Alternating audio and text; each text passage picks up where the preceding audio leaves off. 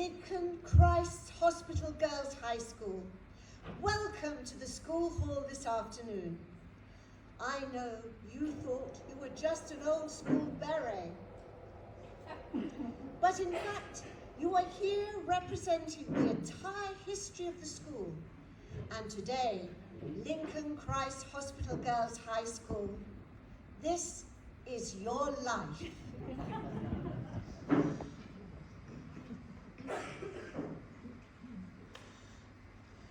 You were born in 1893, offspring of a former Blue Coat school, which was founded in 1614. This was a boys' school, of course. And you spent your first year on Monk's Road before moving in 1894 to your own building on Linden Hill. Your first headmistress was Miss Agnes Body, who was paid £100 a year. Her diary shows a pretty hectic first day at the new school, with no equipment except a few pencils. I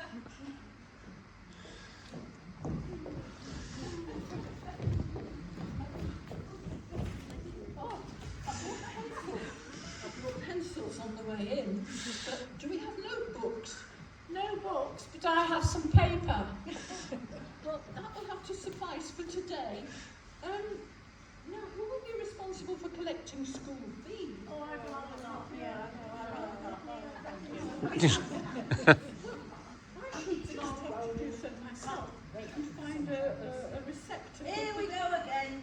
Disgay up, disgay A day. mother has just asked me if her daughter can learn to be a school teacher in this school. Oh, well, how old is the girl in question? 11 years old, Miss Body. 11. Then just tell the mother to be patient. We shall have to see how the daughter develops. She will have to work hard and apply herself.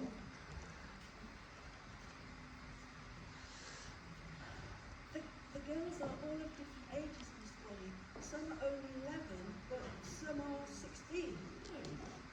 11 and 16, then we shall divide them into groups after morning prayers. This school will be a great success.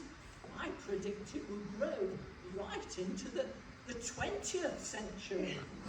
The school opened in 1893 on Christ Hospital Terrace.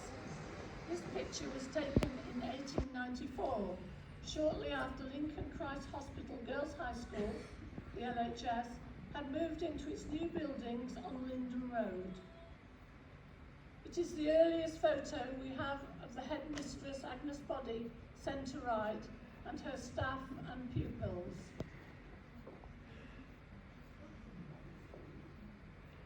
The first register, taken on the 21st of September 1893, contained 22 students with ages. I am very distantly related to Amy Barlow. She's my third cousin, 3 times removed. Very close. So, to return to your life, you grew and developed fast in your new premises. Your headmistress, Miss Body, chose a motto to be engraved over the door on Greystone Stairs. Disque or discade, learn or get out. Perhaps the audience here today can you remember seeing that over Greystone Stairs? Thought so.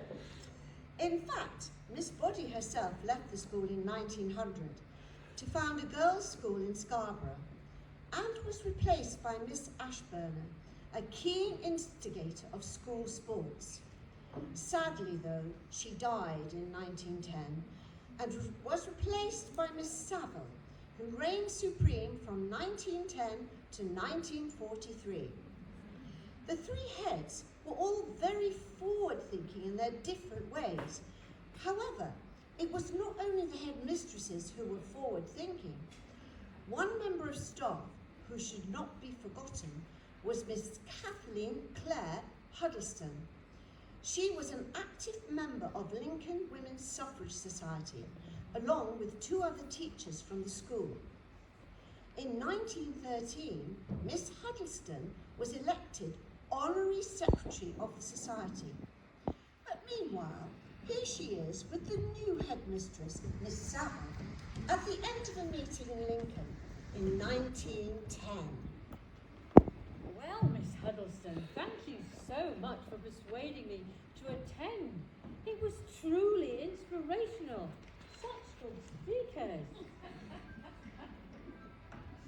And an amazing tune to go with it. Oh, I wish you could have heard Miss Lamond from Scotland last year. She really inspired me to get involved. So how many members of the Lincoln branch are there? Well, there were 80 last year. Must be several hundred now. Are you tempted to join? We're planning a lot more meetings in the coming months. Well, maybe, as long as there's no violence or disorder. Remember, we are suffragists, not suffragettes. We don't believe in violence. I'll have to give it some thought, but I would love to see our girls having the same rights as their brothers do. We educate them to believe in themselves. They will eventually add their voices to the movement, I'm sure.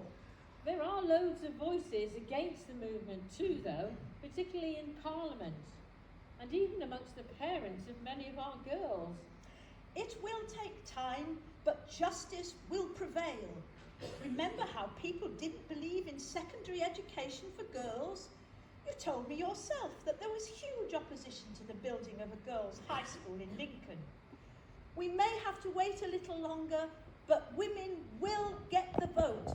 I'm sure of it. In fact, the vote was not won until 1918, and then only for certain women over 30, but it was still a huge step forward. Oh, have you seen the echo? I know. After all this time, 1918, and we finally get the vote. My dad says it's wrong, that he didn't spend 4 years in the trenches only to come home and find girls getting the same rights as men. Well, I'm really glad. I want to vote. I'm as good as any man. Miss Huddleston and some of the other teachers, they've been campaigning for years in their suffragist club. I know, but my dad says they've no right getting involved in that stuff. They should concentrate on teaching us to be young ladies. I don't think they'll make a young lady out of me, and there's a long way to go before I can vote as well. How do you mean? Well, it says here, the vote will be given only to women over 30 who own property or whose husbands own property. 30? That's ancient. I'm only 16. It's progress, but we've a long way to go before we achieve true equality. I wonder when that will be.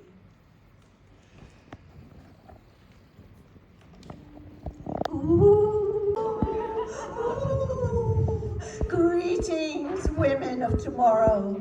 I am the ghost of, and I come to warn you. The first battle may be won, but your campaign must go on. You'll have to wait another 10 years before you get the same voting rights as men. But even then, there'll be no true equality for women. Alongside men, they won't get equal pay, housework and childcare.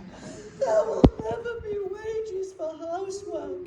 And beware the glass ceiling.